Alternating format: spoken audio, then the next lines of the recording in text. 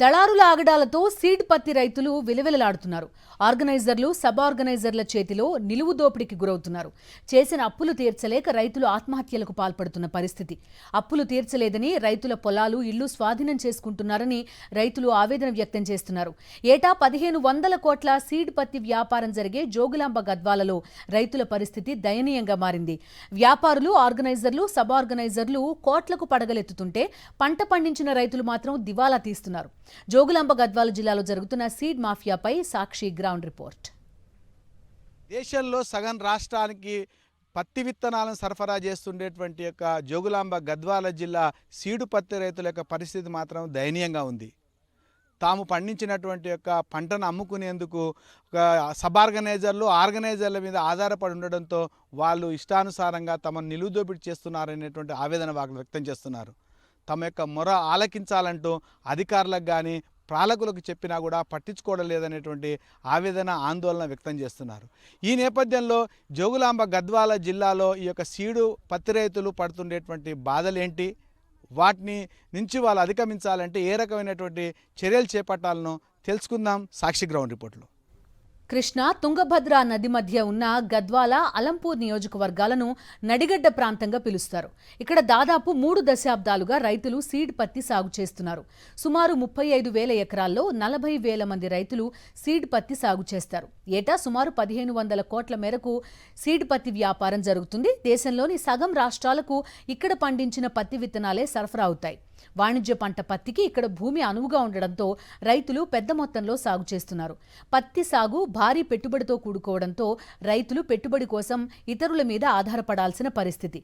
నేరుగా కంపెనీల వద్దకు వెళ్లలేకపోవడంతో దళారులను ఆశ్రయించాల్సి వస్తోంది. జోగులాంబ గద్వాల జిల్లాలో పత్తి విత్తనానికి సంబంధించినటువంటి యొక్క సీడు పత్తి రైతులు ఇటు ఆర్గనైజర్లు, అటు కంపెనీ యొక్క మధ్యలో నలిగిపోతున్నారు. తీవ్రమైనటువంటి నష్టాలు చవిచూసి చివరికి ఆత్మహత్యలు చేసుకునే వరకు వెళ్తుంది.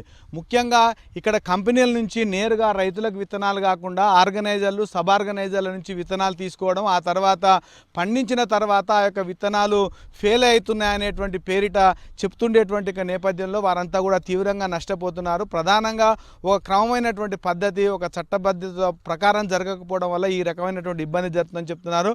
ఒకసారి ఇటు గద్వాల, అలంపూరు మధ్యన ఉండేటువంటి కృష్ణా, తుంగభద్ర నది మధ్యలో ఉండేటువంటి ప్రాంతాన్ని నడిగడ్డగా అని పిలుస్తారు. ముఖ్యంగా ఇక్కడ పెద్ద ఎత్తున సీడు పత్తిని రైతులు సాగు చేస్తారు. ముఖ్యంగా ఇక్కడ పండించినటువంటి పంటనే దేశంలో సగం రాష్ట్రాలకు ఈ యొక్క విత్తనాలను సరఫరా చేస్తుంటారు. ముఖ్యంగా ఇక్కడ దాదాపు 35 నుంచి 40 వేల వరకు ఈ యొక్క ఎకరాల్లో ఈ సీడు పత్తిని సాగు చేస్తారు. దాదాపు 40,000 మంది రైతులు దీనిపైన ఆధారపడి తమ యొక్క వ్యవసాయాన్ని సాగించుండేటువంటి నేపథ్యంలో ప్రతి ఏటా సాగేటువంటి యొక్క తతంగంలో ప్రతి సంవత్సరము తమ యొక్క పెట్టుబడులు వైపు పెరుగుతున్నప్పటికి కూడా విత్తనాలను చివరికి తీసుకునేటువంటి సమయంలో అనేకమైన కొర్రీలు పెట్టి తమ నష్టం కలిగించేటువంటి విధంగా ఇటు ఆర్గనైజర్, సబ్ ఆర్గనైజర్లు వాళ్ళు ఇష్టానుసారంగా కొనుగోలు చేసి తమకు ఇబ్బందులకు గురి చేస్తున్నారనేటువంటి ఆవేదన వ్యక్తం చేస్తున్నారు.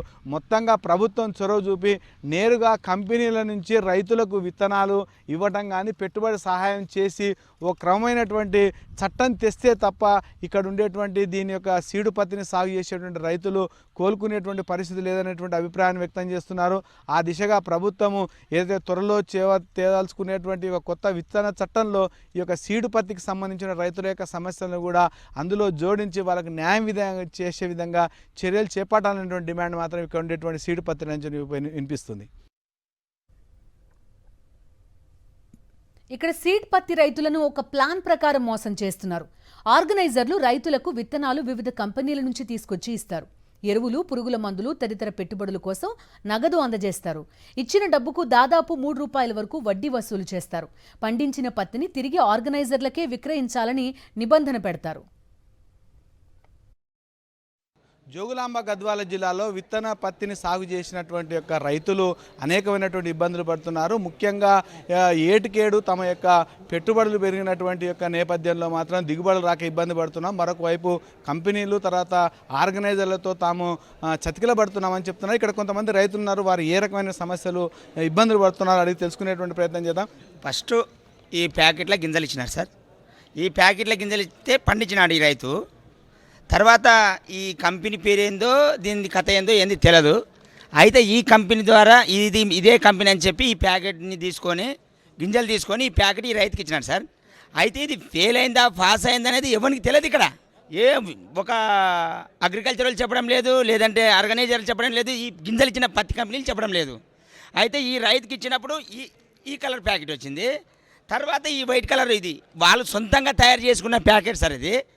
అయితే వీళ్ళు ఎక్కడో అమ్ముకొని కాసి మా రైతులకు మాకు ఇట్లా మోసం చేస్తున్నారు, అదేం తెలియదు. కాకపోతే ఇది ఫెయిల్ అయిందని చెప్తున్నారు. దీన్ని తీసుకుపోయి ఆడ అగ్రికల్చర్లో చెక్ చేస్తే అసలు ఈ కంపెనీ లేదా, నీకు ఎవరు చెప్పినారు, నీకు ఎవరు ఇచ్చినారు ఇతనాలని చెప్తున్నారు. ఈ రోజు ఒకటేసారి నిరుడు పంట వస్తారా కాల ఒకటేసారి తగ్గించినారు. తగ్గినామంటారు. అంటే మరి మనకి ఇన్నేళ్ళ నుండి మొత్తం మాకు 20 వేలు వచ్చిపోయినప్పుడు మాకు ఏమన్నా ఆ రోజు ఏమన్నా మాకు ఎక్కువ రేట్ ఇచ్చినారా? ఈ రోజు ఎందుకు తగ్గిస్తారు? ఒకటే సంవత్సరం పంట వస్తారా కాల ఈ కంపెనీల దొంగల, ఆర్గనైజర్లు దొంగల. వాళ్ళు ఇచ్చిన గింజలు వాళ్ళ దాంట్లో అన్ని ఫెయిల్ అయినా మొత్తం పీక్ పడేస్తారు. మాకు ఇచ్చిన గింజలు ఫెయిల్ అంటారు. అందుకోసమే మాకు ఒకటి ఏముందంటే మాకు రేట్లు బాగా కట్టేలా మామిచ్చిన గింజలు బాగా పాస్ అయినామని వాళ్ళకి చెప్పాలి. మొత్తంగా తాము ఆర్గనైజర్లు కంపెనీల నుంచి సరైనటువంటి ప్రోత్సాహం లేకపోవడం వల్ల ప్రతి ఏటా నష్టపోతున్నామని చెప్తున్నారు. ఇప్పటికైనా ఒక క్రమమైనటువంటి పద్ధతిలో ఒక విత్తన ఒప్పందం జరిగి ఒక విత్తన చట్టం తెస్తే తప్ప తమకు మేలు జరిగేటువంటి అవకాశం లేదు. కాబట్టి ఆ దిశగా ప్రభుత్వం అడుగులు వేయాలని వీళ్ళందరూ కూడా చెప్తున్నారు. కెమెరామెన్ అరవింద్తో విజయభాస్కర్, సాక్షి న్యూస్, జోగులాంబ గద్వాల నుంచి. తమకు ప్రతి ఏటా పెట్టుబడులు పెరుగుతుంటే ఆర్గనైజర్లు మాత్రం ప్యాకెట్ విత్తనం ధర 50 రూపాయలు తగ్గించి తీసుకుంటున్నారని ఆరోపిస్తున్నారు రైతులు. ఇతర ప్రాంతాల నుంచి కూలీల్ని తీసుకొచ్చి ఒక్కొక్కరికి నెలకు 25,000 వరకు చెల్లిస్తున్నామని చెప్తున్నారు. ఇక అప్పులు తీర్చకపోతే ఆర్గనైజర్లు తమ పొలాలు, ఇళ్లు కూడా స్వాధీనం చేసుకుంటున్నారని అంటున్నారు. సీడ్ పత్తి రైతులు తమ బాధలను రైతు కమిషన్ దృష్టికి తీసుకెళ్లారు. దీంతో 2 రోజుల క్రితం చైర్మన్ కోదండరెడ్డితో పాటు కమిషన్ సభ్యులు జోగులాంబ గద్వాల జిల్లాలో పర్యటించారు. పంట పొలాలను పరిశీలించారు. రైతులతో వివరాలు సేకరించారు. కలెక్టరేట్లో రైతులు, కంపెనీ ప్రతినిధులు, ఆర్గనైజర్లు, ప్రజాప్రతినిధులు, రాజకీయ పార్టీల నేతలతో సమీక్షా సమావేశం ఏర్పాటు చేశారు. ఇందులో రైతులు లేవనెత్తిన సమస్యలతో కమిషన్ చైర్మన్, సభ్యులు కంగుతిన్నారు. ఇక్కడ సీడ్ పత్తి రైతులు సంక్షోభంలో ఉన్నారని గుర్తించారు. త్వరలో రాష్ట్రంలో కొత్త విత్తన చట్టం రాబోతోందని, అందులో ఇక్కడి రైతుల సమస్యలకు పరిష్కారం, ఇబ్బందులు తొలగేలా ఉంటుందని రైతు కమిషన్ చైర్మన్ కోదండరెడ్డి తెలిపారు. మొత్తంగా గద్వాల జిల్లాలో సీడ్ పత్తి రైతుల సమస్యలకు చెక్ పడాలంటే రైతులతో కంపెనీలు నేరుగా ఒప్పందం చేసుకోవాలి. సీడ్ పత్తి పంటలకు బీమా సౌకర్యం కల్పించాలి. రైతులకు పెట్టుబడి సహాయంగా వడ్డీ లేని రుణం ఇవ్వాలి. సీడ్ పత్తి ప్యాకెట్ ధరను పెంచాల్సిన అవసరం ఉంది. లేకుంటే రైతులు సీడ్ పత్తి సాగు చేయడం గగనంగా మారే ప్రమాదం ఉంది.